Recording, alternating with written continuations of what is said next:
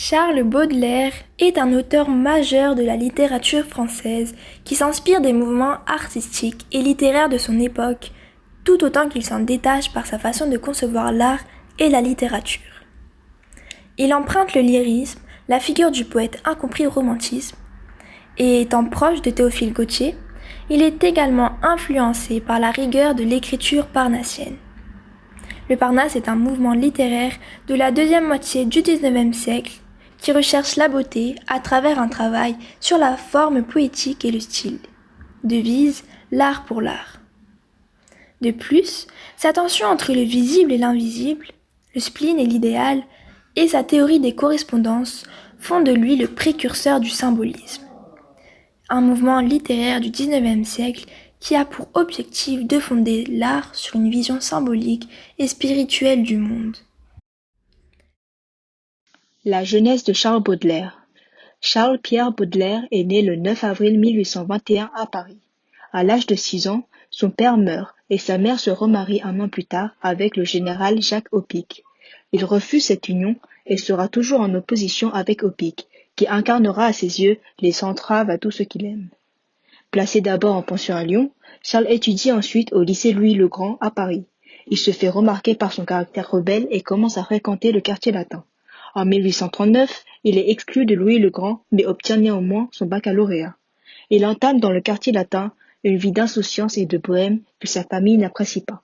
Elle le fait donc embarquer de force sur le paquebot des mers du Sud pour un voyage en destination des Indes.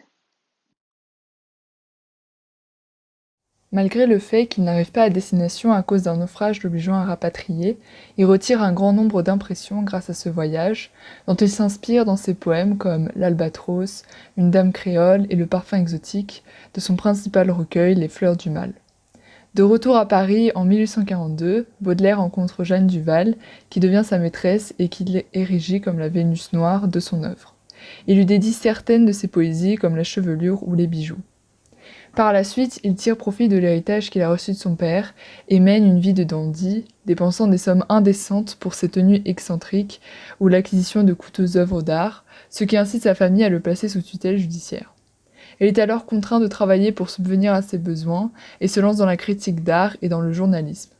Il fréquente alors de nombreux salons littéraires, dont celui de Madame Sabatier, dont il s'éprend en 1852. Grâce à ce goût de l'esthétique, il commence à écrire certains poèmes des fleurs du mal. En 1847, Baudelaire découvre l'écrivain américain Edgar Allan Poe. Comme lui, il partage une certaine idée du goût du mal et une même conception de l'art.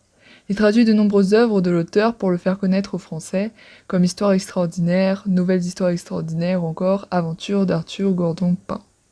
C'est également en 1847 que Baudelaire tombe sous le charme de Marie d'Aubrain, qui lui inspirera plusieurs poèmes. Un peu plus tard, c'est Apollinie Sabatier qui occupera toutes ses pensées. En juin 1857, Charles Baudelaire publie son œuvre majeure Les fleurs du mal. Ce recueil de poèmes est condamné pour outrage à la morale publique et aux bonnes mœurs. Baudelaire et son éditeur doivent donc payer une lourde amende et supprimer 6 poèmes accusés de contenir des passages ou des mots obscènes portant atteinte à la morale. Une nouvelle édition est produite en 1861, d'où sont supprimés les 6 poèmes conformément au jugement prononcé, mais le recueil est enrichi d'une trentaine de nouveaux poèmes. Le recueil est condamné à nouveau avec l'édition de 1866, contenant des poèmes interdits, les épaves. Enfin, ce n'est qu'à la 3e édition, en 1868, que les fleurs du mal rencontrent un succès général.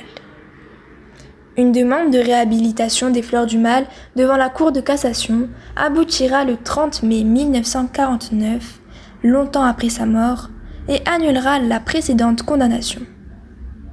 Dans Les fleurs du mal, Baudelaire met en lumière la dualité entre la violence et la volupté, le bien et le mal, la laideur et la beauté, l'enfer et le ciel, etc. Car son objectif était d'atteindre la beauté par le biais du mal. Spleen selon Charles Baudelaire. Dans Les fleurs du mal, Charles Baudelaire intitule la première partie de son recueil Spleen et idéal. Les poèmes qui y sont regroupés présentent l'ennui et la mélancolie que lui inspire la vie quotidienne, car pour lui, le spleen est un mal-être. une immense tristesse, une forme de dépression du poète. Entre 1855 et 1864, Charles rédige une série de poèmes en prose pour différents titres de presse. Ils seront regroupés sous le titre de Spleen de Paris et publiés après sa mort. Cette série de poèmes est écrite pendant les transformations de Paris par le baron Haussmann. Baudelaire dénonce notamment ces transformations qui détruisent les ruelles médiévales, dépersonnalisent la ville, augmentent l'intensité sonore de Paris et la solitude des Parisiens. Il ridiculise également l'émergence de la bourgeoisie et critique l'industrialisation massive. Cela fait de lui un anti-moderne, et pourtant il apporte de la modernité dans ses poèmes. En effet, sa poésie met en scène de nouveaux personnages, étant des anti-héros comme les assassins, les personnages pauvres vivant dans la rue, les muses, etc. De plus, ses poèmes sont constitués d'éloges paradoxaux, de blasphèmes, de sexualité et d'innovations techniques du moment permettant de provoquer et de renouveler le classique.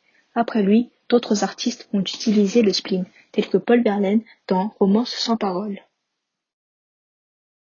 Baudelaire est contemporain des grands travaux de Paris réalisés par le baron Haussmann au service de Napoléon III et est témoin de la destruction des quartiers médiévaux, dont la rue Hautefeuille où il était né, et la création des grands boulevards destinés à faire monter la troupe et à empêcher la construction des barricades.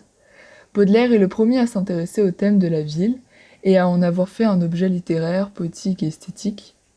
Baudelaire regrette la perte de la mémoire du vieux Paris et la disparition de la ville ancienne exaspère le spleen du poète, comme Baudelaire le confie dans la section Tableaux parisiens, notamment dans le poème Le Cygne, dédié à Victor Hugo en exil. De plus, Baudelaire décrit également les transformations du paysage urbain dans plusieurs poèmes en prose, comme Les yeux de pauvre, qui repèrent les cafés aux vastes terrasses où les dandys et les dames se réunissent, et l'éclairage au gaz qui fait de Paris la ville-lumière, Les veuves, qui mettent en scène les jardins publics et les kiosques à musique, ou encore Perte d'auréole, qui se situe sur les boulevards où la foule erre dans la cohue des voitures. L'île Saint-Louis est le seul village insulaire épargné par les travaux de réaménagement de la ville. C'est pourquoi Baudelaire aime s'y promener pour être au cœur de Paris, sans habiter pour autant l'une des deux rives. Sur cette île, il s'installe dans un studio près du quai de Béthune. Puis en 1843, il déménage à l'hôtel Pimondon, au 17 quai d'Anjou, où il réaménage des lieux qu'il décore avec des œuvres d'autres artistes contemporains. Il se plaît sur cette île peuplée d'artistes et vit une vie de villageois, loin du chaos de la ville, mais assez proche pour pouvoir s'y rendre à tout moment. Il prend également plaisir à se promener dans le quartier du quai de la Tourelle pour déjeuner à la Tour d'Argent, où l'ambiance est conviviale et populaire. Enfin, la dernière raison pour laquelle il aime cette île se trouve au 6 rue Lheureux-Gratier, où habite Jeanne Duval, sa muse et maîtresse qui lui inspira les fleurs du mal.